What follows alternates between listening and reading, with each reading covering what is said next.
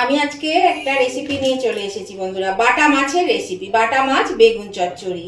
তো এটা খেতে কিন্তু খুবই সুস্বাদু হয়, দারুণ হয়। তো এখানে আমার 6 পিস বাটা মাছ আছে।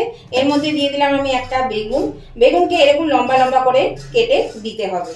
আচ্ছা, এর মধ্যে এবার আমি দিয়ে দিচ্ছি এখানে পেঁয়াজ। এখানে দেখুন আমি পেঁয়াজ কুচি করে নিয়েছি 2 টেবিল স্পুন। আর এখানে 1 টেবিল স্পুন পেঁয়াজ বাটা, হাফ চা চামচ রসুন বাটা, হাফ চা চামচ আদা বাটা, এখানে 1 চা চামচ লঙ্কা বাটা, কাঁচা লঙ্কা, আপনারা শুকনো লঙ্কা বা বাটা বা গুঁড়ো দিতে পারেন। এখানে প্রয়োজন মতো লবণ, এখানে 4-5 টুকরো কাঁচা লঙ্কা গোটা, চিনি হাফ চা চামচ, হলুদ আর ধনে গুঁড়ো 1 চা চামচ, আর ধনে পাতা 1 টেবিল স্পুন। তো এখানে আমি প্রথমেই দিয়ে দিচ্ছি এই পেঁয়াজ কুচি করে রেখেছি পেঁয়াজ কুচি। তারপরে দিয়ে দিচ্ছি পেঁয়াজ বাটা।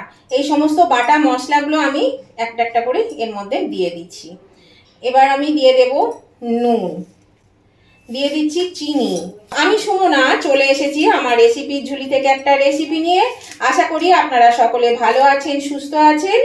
আর আমার সকল বন্ধুদের আমার পরিবারে স্বাগত জানিয়ে আজকে আমি আমার রেসিপি শুরু করছি। তো এখানে আমি ধনে পাতাটা কিন্তু অর্ধেক দিলাম আর অর্ধেক দিলাম না। আর এখানে কাঁচা লঙ্কাটাও আমি 2টো দিলাম, 3টে এখন দেব না, পরে দেব। তো এবার আমি এটা ভালো করে মাখিয়ে নেব।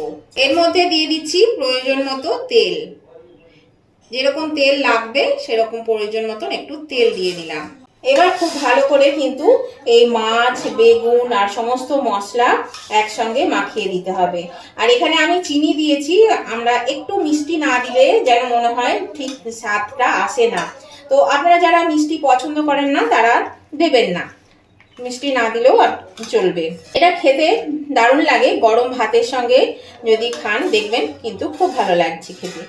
তো যদি খেয়ে থাকেন তাহলে তো জানবেন, আর যারা খাননি তারা একবার এটা দেখার পরে অবশ্যই করে খাবেন, তারপর আমায় কমেন্ট করে জানাবেন কেমন লাগলো। এর মধ্যে কিন্তু বেশি কিছু মশলাও লাগে না, আর খুব কম সময়ের মধ্যে এই রান্নাটা কিন্তু হয়ে যায়। একদম কম সময়ের মধ্যে রান্না হয়ে যাবে, আর একটা হেলদি খাবার, খুবই ভালো লাগে খেতে। কম মশলায়, গরমের সময় কম মশলায় এটা খুবই একটা উপযুক্ত খাবার। তো দেখুন কথা বলতে বলতে কিন্তু আমার এটা মাখানো হয়ে গেছে। এবার আমি চলে যাব রান্না। এটা আপনারা চাইলে একটু রেস্টে রাখতে পারেন, তো আমি আর রেস্টে রাখবো না, প্রয়োজন নেই রেস্টে রাখা, সেই জন্য আর রেস্টে আমি রাখছি না। তো সরাসরি রান্নায় চলে যায়। এরকম বন্ধুরা, কড়াতে আমি একটু তেল দিয়ে দিচ্ছি, তেলটা কিন্তু গরম হয়ে গেছে। তো এবার আমি এই যে মেখে রাখলাম এই মাছ বেগুন মশলা দিয়ে, এগুলো এর মধ্যে আমি দিয়ে দিচ্ছি সব। এই থালাটা ধুয়ে আমি এর মধ্যে জল দিয়ে দিলাম। আমি আরো একটু জল দিয়ে দেবো, এখানে আর একটু জল আছে, এই জলটুকু আমি দিয়ে দিলাম। এবার এটাকে ঠিকঠাক করে একটু এর মধ্যে দিয়ে দিই, দিয়ে এবার আমি একটা ঢাকা দিয়ে দেব। এর মধ্যে কিন্তু খুব বেশি জল দেওয়ার প্রয়োজন নেই।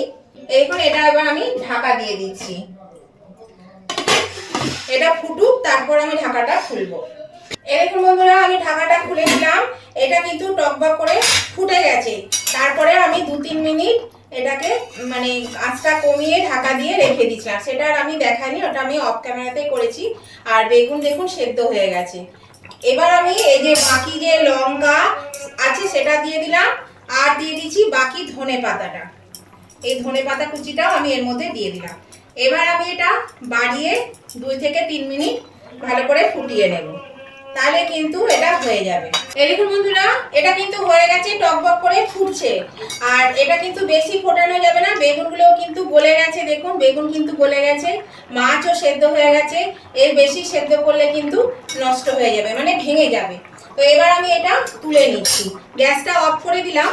তো নতুন বন্ধু যারা আমার চ্যানেলে প্রথম এসেছে তাদের কাছে আমার অনুরোধ, অবশ্যই কিন্তু আমার চ্যানেলটা সাবস্ক্রাইব করে না থাকলে চ্যানেলটা সাবস্ক্রাইব করে আমার পাশে থাকবেন, আর পাশে থাকা বেলটা অবশ্যই ক্লিক করে দেবেন।